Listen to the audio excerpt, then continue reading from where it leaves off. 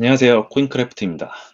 이더리움이 비트코인을 추월할 수밖에 없는 이유라는 아주 자극적인 제목으로 오늘 영상을 시작해 보도록 하겠습니다. 오늘 일부 영상을 끝까지 시청하신다면 왜 이더리움 시세의 약 20배나 되는 비트코인을 능가할 수밖에 없는지 그 합리적인 이유를 아시게 될 것이라 말씀드립니다. 그리고 2부에서는 이더리움이란 무엇인가라는 주제로 다소 기술적인 부분을 중심으로 설명을 할 계획입니다. 그래서 2부 영상까지 다 시청하신다면 그냥 차트만 보며 설명하는 자칭 코인 전문가들보다는 확실히 이더리움이 무엇인지 더 잘 알게 될 것이라 확신을 드리면서 일부 이더리움이 비트코인을 추월할 수밖에 없는 이유 시작해 보도록 하겠습니다.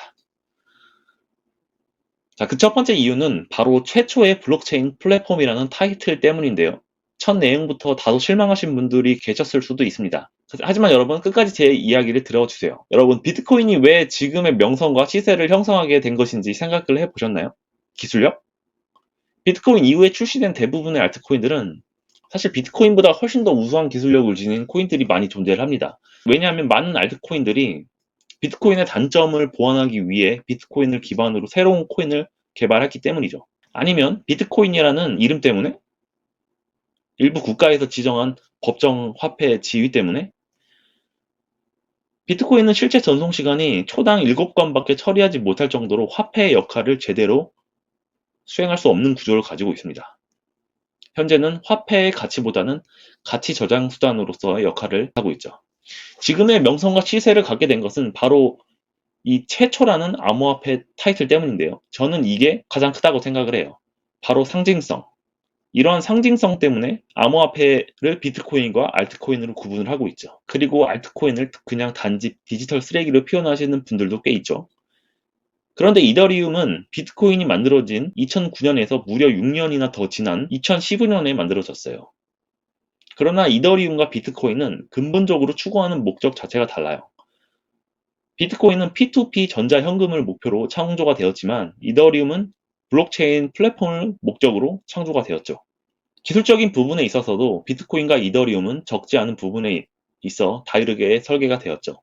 화폐가 아닌 전 세계에 걸쳐 동작하는 세계 컴퓨터로서의 동작을 하고 있죠. 이런 이유로 수많은 디앱들이 만들어지고 블록체인 생태계가 만들어진 건 이더리움이 플랫폼으로서의 역할을 하고 있기 때문이라 생각을 합니다. 그렇기 때문에 반드시 비트코인과 함께 이더리움은 최초의 상징성을 함께 사용하게 될 것이라 저는 생각을 하고 있어요. 두 번째 이유는 이더리움이 자체 토큰 이더의 한정된 공급과 지속적으로 증가하는 수요 때문인데요. 이더의 공급량은 사실상 무제한이며 현재 약 1억 2천만 개가 발행이 되었습니다. 발행량의 제한이 있는 이유로 이더가 상승하는데 한계가 있다고 말씀하시는 분들이 꽤 많이 계신 걸로 알고 있어요. 그런데 여러분들 비트코인의 발행이 끝나는 시기가 약 2140년도이고 현재 시점으로 약 100년도 더 남았기 때문에 아마도 이 영상을 보시는 대부분의 분들은 그때까지 살아계실 확률이 극히 적다고 할 수 있죠. 따라서 단지 화폐의 발행량으로 암호화폐의 가격을 논하는 것은 100년 뒤에 해도 되지 않을까 저는 생각을 하고 있습니다. 그리고 화폐의 발행량에 제한이 없어서 안 좋은 점은 현재 우리가 사용하고 있는 종이 지폐처럼 기하급수적으로 추가 발행이 될 때 인플레이션이 발생하고 문제가 있는 거지 이더와 같이 선형적으로 예측이 가능한 발행은 크게 문제가 되지 않아요. 오히려 수요가 급증하게 돼 디플레이션을 유발할 수 있는 가능성도 있죠. 그리고 이더리움이 합의 메커니즘을 작업 증명에서 지분 증명 방식으로 변경한 후에 이더를 소유하고 있다면 누구라도 채굴에 참여할 수 있게 되었죠. 이 채굴 방식을 스테이킹이라고 하는데요. 자신이 가지고 있는 이더를 스테이킹하기 위해 스테이킹 월렛에 예치시키면 가지고 있는 이더의 지분에 따라서 이더가 보상으로 지급이 되는 형태입니다. 단 이 시기에는 이더를 거래소나 다른 지갑으로 이동을 할 수 없기 때문에 시중에 거래되는 이더의 양은 그만큼 줄어들게 되겠죠. 그리고 스테이킹을 하는 대부분의 사람들은 장기 투자로서 접근을 하기 때문에 사실상 소각에 가까운 효과를 볼 수가 있어요. 현재 이더리움의 채굴 노드는 약 100만 노드이며 지갑에 예치된 이더의 수량은 약 200만 개에 육박을 하고 있습니다. 이러한 추세를 고려했을 때 스테이킹으로 잠기는 물량은 계속적으로 늘어날 것으로 예상을 하고 있습니다. 또한 이더리움에는 가스라는 아주 독특한 내부 동작 메커니즘이 있는데 이더리움의 트랜잭션을 사용하기 위해서는 이더를 수수료로 지불을 해야 합니다. D앱을 개발하고 운영을 위해 이더를 수수료 항목으로 지불을 해야 하는 거죠. 여러 블록체인 플랫폼 중에 이더리움이 단연 압도적인 D앱 생태계를 갖고 있고 앞으로도 이러한 추세는 늘어날 것으로 보고 있습니다. 그렇기 때문에 더 많은 이더가 가스 메커니즘에 의해 소비될 것으로 보고 있어요. 더 머지 업그레이드 이후에 가스로 지불된 이더 중 기본 수수료는 소각이 되는 방법으로 메커니즘이 일부 변경이 돼서 현재 발행된 이더의 총 공문량은 점점 줄어들고 있는 것을 보실 수가 있죠. 그리고 마지막으로 현재 홍콩 증권거래소에서 이더리움 ETF가 상장이 된 상태이고 미국 증권거래소는 여전히 줄다리기를 하고 있지만 저는 이 ETF 승인은 시간 문제라고 생각을 해요. 지금 이 순간에도 많은 기관들과 이 고래들은 은밀하게 이더를 매집하고 있을 거라 저는 생각을 하고 있습니다. 이렇게 이더리움의 수요는 지속적으로 증가해 가격을 상승시키는 요인 중 하나로 동작할 것이라고 생각하고 있습니다. 그 다음은 거대하고 강력한 이더리움의 커뮤니티 규모 및 활동인데요. 커뮤니티를 단지 투자 단톡방 정도로 생각하고 크게 중요하게 생각하지 않는 분들이 꽤 있는데 커뮤니티는 해당 암호화폐를 지지하고 암호화폐를 돈으로 생각하는 사람들이 모여서 활동하는 공간입니다. 우리나라의 모든 사람들은 원화 커뮤니티에 속해 있죠. 그리고 전 세계는 달러 커뮤니티에 속해 있죠. 그리고 암호화폐 커뮤니티에는 해당 화폐의 찐팬, 즉 진성 홀더가 많이 포함이 되어 있어요. 이분들은 거의 종교에 버금가는 믿음으로 해당 암호화폐의 가치가 우상향할 것이라 굳게 믿고 있기 때문에 어지간한 위기로는 쉽게 쫄아서 매도하는 행동을 보이진 않습니다. 그리고 이더리움 홈페이지를 접속해 보시면 다양한 개발자를 위한 커뮤니티 운영을 하고 있는 것을 볼 수가 있는데요. 여기서 개발자 포럼이나 개발 API 문서 등 개발자들이 이더리움 상에서 쉽게 D앱을 개발할 수 있는 많은 레퍼런스를 제공해 주고 있습니다.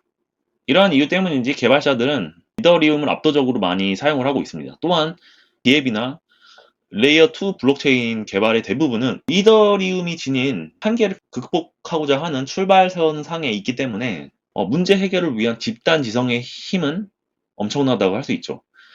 기존 소프트웨어 산업의 흥망을 들여다보면 이 앱 생태계와 아주 깊은 관련이 있습니다. 삼성전자 역시 여러 소프트웨어 플랫폼 개발을 시도했었어요. 지금은 역사 속으로 사라졌지만 바다 OS, 현재도 사용하고 있지만 삼성 직원 외에도 사용을 하지 않는 타이젠 OS가 있죠. 조심스럽긴 합니다만 이 삼성이 기술력이 없어서 이런 실패를 거듭하는 거라고는 저는 생각하지 않아요. 아무튼 아직까지는 기계발로 버티고 있지만 언제라도 이러한 패권은 중국이나 다른 신흥국에 자리를 내줄 수가 있다는 거죠. 저 또한 대한민국의 국민으로서 절대 그런 일만큼은 일어나지 않기를 바라고요. 이야기가 샜는데 아무튼 결국 블록체인 D앱 생태계가 가장 큰 이더리움 플랫폼이 살아남아 승자 독식 자리를 차지할 확률이 크다고 말씀드릴 수가 있습니다. 그리고 흔히 데이터를 4차 산업혁명 시대의 석유로 비유를 하곤 합니다. 그렇다면 블록체인은 신뢰할 수 있는 데이터를 생산하는 의미에서 디지털 정유소에 비유를 할 수 있겠죠. 그리고 암호화폐는 이 신뢰가 첨가된 데이터를 만들어내는 원료로서 사용이 될 것입니다. 블록체인이 이렇게 인터넷이 지닌 취약점, 이 신뢰의 부재를 해결할 수 있는 유일한 방법이고 이더리움은 가장 성공적인 블록체인 프로젝트로 그 가치는 우리가 예상할 수 없을 만큼 큰 상승을 할 것이라 생각을 하고 있습니다.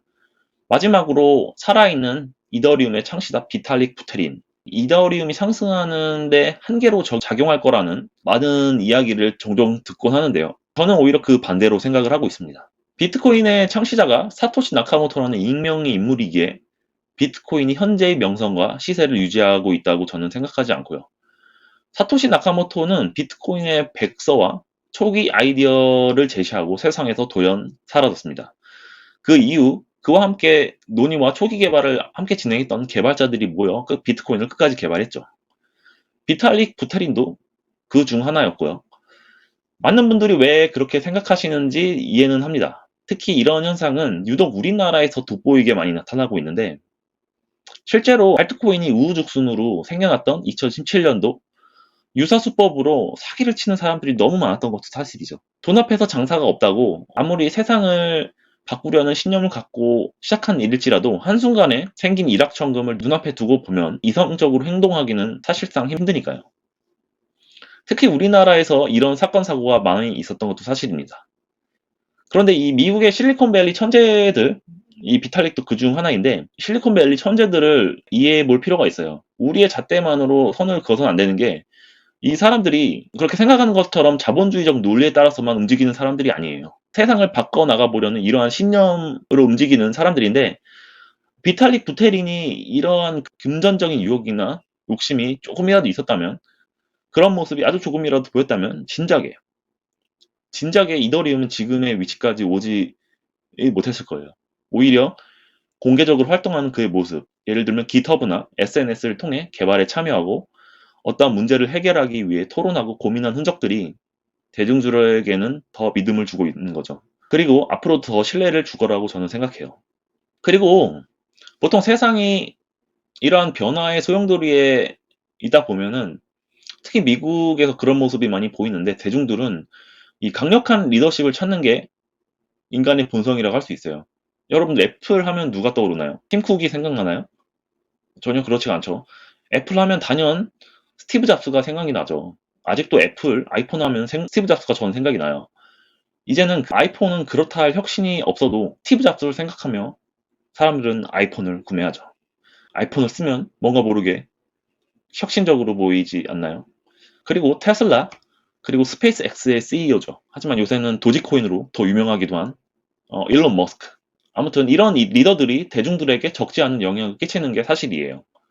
비탈릭 부테리는 이런 전형적인 일반적인 리더들의 모습과는 많이 다른 모습을 보이긴 하죠. 삐쩍 말랐고 허리도 구부정하게 하고 있고 목소리도 약간 어눌하고 어떻게 보면 전형적인 공돌이 개발자의 모습인데 그래도 역시 그가 꿈꾸는 탈중앙화 철학이라든지 이 신념들이 많은 부분 공개되어 이 대중들이 그의 생각을 지지하고 있죠. 이더리움은 명백히 회사 외 개발자가 존재하기 때문에 만약 그 이더리움이 비트코인을 추월하게 된다면 그것은 소수의 개발자와 조직에게 막대한 부와 권력을 고스란히 넘겨주는 꼴이 된다고 말씀하시는 분들도 일리는 있다고 생각합니다. 하지만 그분들에게 이야기하고 싶은 건 우리가 궁극의 돈으로 인정하고 있는 달러가 있죠. 사실 우리나라 지폐는 어떻게 보면 그냥 상품권 같은 거예요. 사실 우리나라에서만 사용할 수 있는 그런 상품권인데 진짜 돈은 달러죠.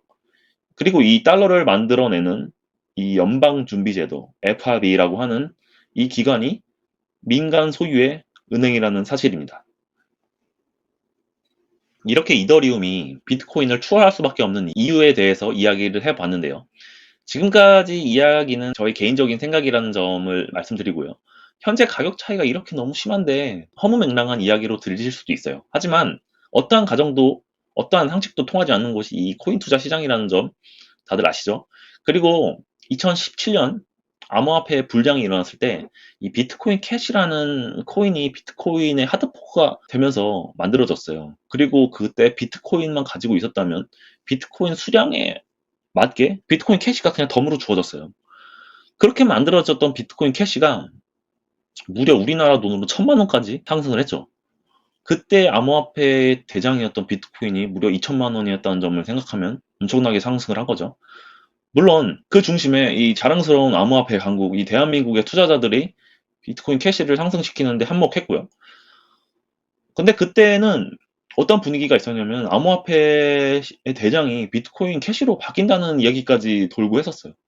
물론 지금 2인자 자리를 내주고 이 뒷방 늙은이가 된 지 오래됐지만 아무튼 이 투기 세력이 위해서 만들어진 상황이긴 했지만 코인 시장에서 장담은 금물이라는 점 일깨워주는 일이라고 할 수 있습니다. 자, 이렇게 1부는 마무리하도록 하고요.